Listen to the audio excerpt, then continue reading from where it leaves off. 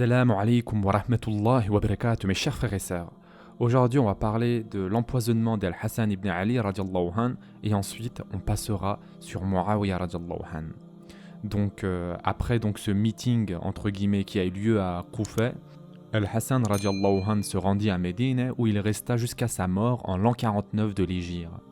D'autres ont dit que ce n'est pas en l'an 49. Il est mort empoisonné et il voulut donner à son frère Al-Hussein radiallahu anh le nom de celui qui lui avait donné la boisson empoisonnée. Mais il ne le fit pas et il dit « Allah est plus dur en châtiment, si c'est celui que je pense et qui risque d'être tué à cause de moi. » On questionna par la suite l'imam de la Sunna et de la communauté Ahmed ibn Hanbal radiallahu anh sur ce qui arriva entre Ali radiallahu anh et Muawiyah radiallahu anh. Il dit « Lisez ce passage du Coran. Voilà une génération bel et bien révolue. À elle ce qu'elle a acquis et à vous ce que vous avez acquis. On ne vous demandera pas compte de ce qu'ils faisaient.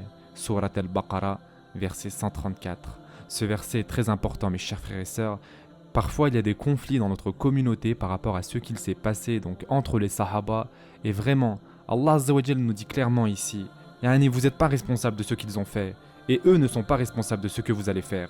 Donc voilà, c'est aussi simple que ça. Ça ne sert à rien de parler sur les Sahaba, d'autant plus que c'est la meilleure des générations. Allah Azza wa Jal nous a préservé de vivre ces moments-là, donc préservons notre langue. Et donc continuons. Lorsque la nouvelle de l'assassinat de Al-Hassan ibn Ali radiallahu anh parvint à Muawiyah radiallahu anh, il se mit à pleurer et sa femme lui dit « Pleures-tu donc alors que tu l'as tué ?» Il lui répondit « Malheur à toi, tu ne sais pas ce que les gens ont acquis comme mérite, comme jurisprudence et comme science. » Ebu Muslim al-Khawlani et un groupe de gens rentrèrent chez Muawiyah radiallahu anh et ils lui dirent « Penses-tu que tu es meilleur ou bien que tu es comme Ali ?» Il répondit « Non, je jure que je ne suis pas meilleur ou plus méritant que lui. Mais vous savez très bien que Ousmane radiallahu anh a été tué injustement et moi je suis le fils de son oncle et j'ai recherché sa vengeance. Son affaire me concerne. Dites-lui qu'il me remette les assassins de Ousmane et moi je lui donnerai ce qu'il veut. » Et comme on l'a dit à maintes reprises, même dans la vidéo que j'ai faite sur Ali radiallahu anh, la source du conflit se trouve ici.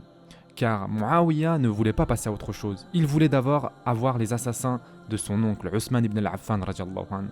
Ali radiallahu anh d'un autre côté lui dit clairement « Écoute, là ce n'est pas le moment, la Ummah est désemparée. » Vraiment parce qu'ils sont arrivés à un moment où ça partait en vrille dans tous les sens. Donc Ali radiallahu anh a dit « Là c'est pas le bon moment pour s'occuper des meurtriers, mais je te promets que je vais m'occuper de ça le moment venu. » Muawiyah radiallahu anh lui a dit clairement qu'il ne pouvait pas attendre et qu'il les voulait tout de suite. Et que c'est seulement après cela qu'il passerait à autre chose. Et nous, en tant que musulmans, nous ne sommes pas là pour juger les Sahaba. Chacun pensait faire du mieux qu'il pouvait. Et ça, on en est certain en fait. Donc à partir de là, ça ne sert à rien de parler. Parlons maintenant de Muawiyah ibn Abi Sufyan radiallahu anh. L'imam Ahmed a rapporté de Idad ibn Sariya as-Sulami qui a dit « J'ai entendu le messager d'Allah sallallahu alayhi wa sallam nous inviter à prendre le sahur au mois de Ramadan. Venez au repas béni.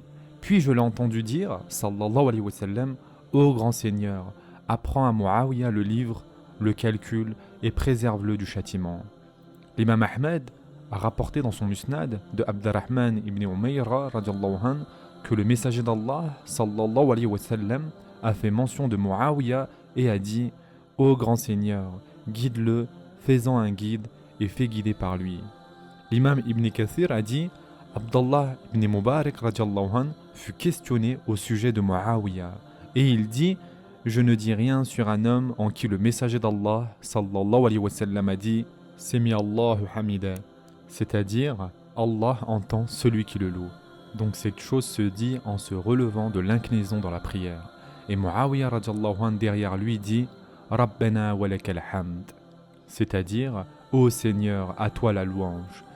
De plus, Ibn Imran ibn Nufayl, radiallahu anh, le grand imam et savant, né à la fin de la dynastie des Omeyyades et mort en l'an 186 de l'Hégire, fut questionné sur qui était le meilleur entre Muawiyah et Omar ibn Abdelaziz.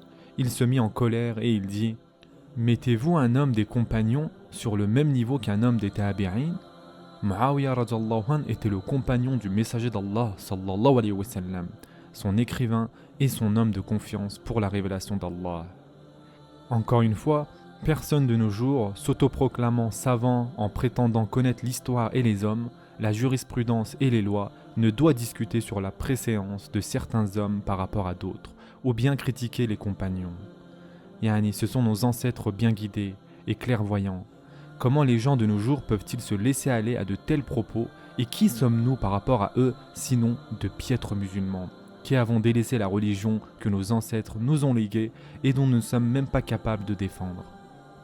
L'imam Ahmed ibn Hanbal a rapporté de Sasina, le serviteur du prophète sallallahu alayhi wa sallam, qui a dit « J'ai entendu le messager d'Allah sallallahu alayhi wa sallam dire « Le khilafa sera de 30 années, puis après cela, ce sera la royauté. » Dans le hadith rapporté par Tabarani, dans son compilé de hadiths, Mu'az ibn Jabal radiallahu anh et Ebu Ubayda ibn al-Jarrah radiallahu anh ont dit « Le messager d'Allah sallallahu alayhi wa sallam a dit « Cette affaire a commencé par la miséricorde et la prophétie, puis il sera miséricorde et califat, puis il sera une nombreuse royauté, puis elle laissera la place à une dictature, une arrogance et un mal sur terre. Ils déclareront la soie licite, les relations intimes hors mariage et l'alcool desquels ils recevront leur subsistance. Ils auront le dessus jusqu'à ce qu'ils rencontrent Allah Azza wa Jal. » Concernant Muawiyah radiallahu anh, il devint musulman avec son père le jour de la conquête de la Mecque et était de ceux envers qui le messager d'Allah sallallahu alayhi wa sallam était généreux pour apaiser leur cœur. Et il était un de ceux qui écrivaient la révélation lorsqu'elle descendait sur le messager d'Allah sallallahu alayhi wa sallam. Il est connu qu'il y eut plus de 40 sahaba qui écrivaient pour le messager d'Allah sallallahu alayhi wa sallam. Et parmi eux, il y avait Uthman, Ali, Ubay ibn Qab, Zayd ibn Thabit radiallahu anhum. Muawiyah radiallahu anh et son frère Yazid ibn Abi Sufyan radiallahu anhum étaient en Syrie, c'est-à-dire à Sham, où Yazid était gouverneur. Et lorsqu'Abu Bakr radiallahu anh mourut, Omar ibn al-Khattab radiallahu anh le remplaça par Muawiyah radiallahu anh. Son père, Abu Sufyan radiallahu anh, écrivit à son fils Muawiyah et lui dit « Ô mon fils, ces gens des Muhajirin nous ont précédés et nous sommes en retard sur eux. Leurs degrés sont plus élevés chez Allah Azza wa Jal et chez son messager sallallahu alayhi wa sallam que le nôtre. De ce fait, ils sont devenus chefs et guides et nous suiveurs. Ils t'ont nommé pour diriger leurs affaires, ne les conteste pas, sinon ton statut diminuera, et si c'est le cas, ton futur dépendra de la conséquence de tes actes. » Et enfin, pour aujourd'hui, nous allons terminer avec la conquête de l'île de Chypre. En l'an 27 de l'Hégire, les musulmans conquirent l'île de Chypre, c'est-à-dire de Koubros, sous le commandement de Muawiyah ibn Abi Sufyan radiallahu anh, qui à la tête d'une grande armée traversa la mer. En sa compagnie se trouvait le grand compagnon Ubada ibn Samit radiallahu anh et son épouse, la grande sahabiyya al-Haram bint Milhan radiallahu anha. Et Ubada ibn Samit radiallahu anh assista au premier et au second pacte d'Al-Aqaba, à la bataille de Badr ainsi qu'à toutes les campagnes du messager d'Allah sallallahu alayhi wa sallam, et il mourut en l'an 34 de l'Hégire. Quant à Haram, elle est Haram bint Milhan ibn Khalid ibn Zayd ibn Haram al-Ansariya al-Khazrajiyya, la tante du grand compagnon Anas ibn Malik radiallahu anh, le serviteur du messager d'Allah sallallahu alayhi wa sallam. L'imam al-Bukhari a rapporté dans son Sahih d'Anas ibn Malik radiallahu anh qui a dit « Si le messager d'Allah sallallahu alayhi wa sallam allait à Quba, il rendrait visite à Haram bint Milhan radiallahu anha qui lui offrait de la nourriture et elle était l'épouse de Ubada ibn Samit radiallahu anh. Un jour, le prophète sallallahu alayhi wa sallam lui rendit visite et elle le nourrit. Puis le prophète sallallahu alayhi wa sallam s'endormit chez elle et il se leva en rigolant. Elle lui demanda « Qu'est-ce qui te fait rire, ô messager d'Allah ?»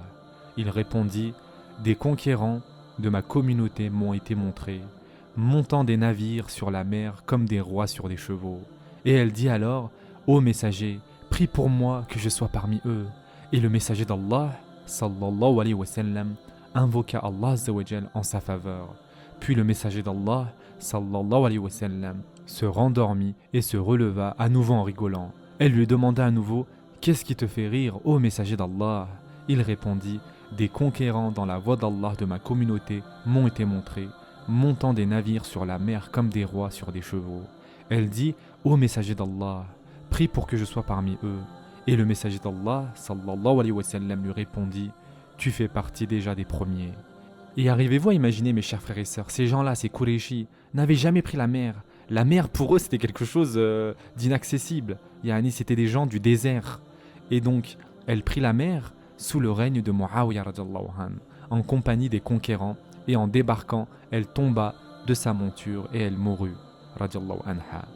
Le premier rêve du messager d'Allah sallallahu alayhi wa sallam prédisait la capture de Chypre et le martyre de Haram, quant au second, il prédisait la tentative de conquête d'El-Constantiniya, c'est-à-dire de Constantinople, en l'an 49 de l'Hégire, sous le règne de Muawiyah et sous le commandement de Yazid ibn Muawiyah radiyallahu anhu. Ce sera tout pour aujourd'hui.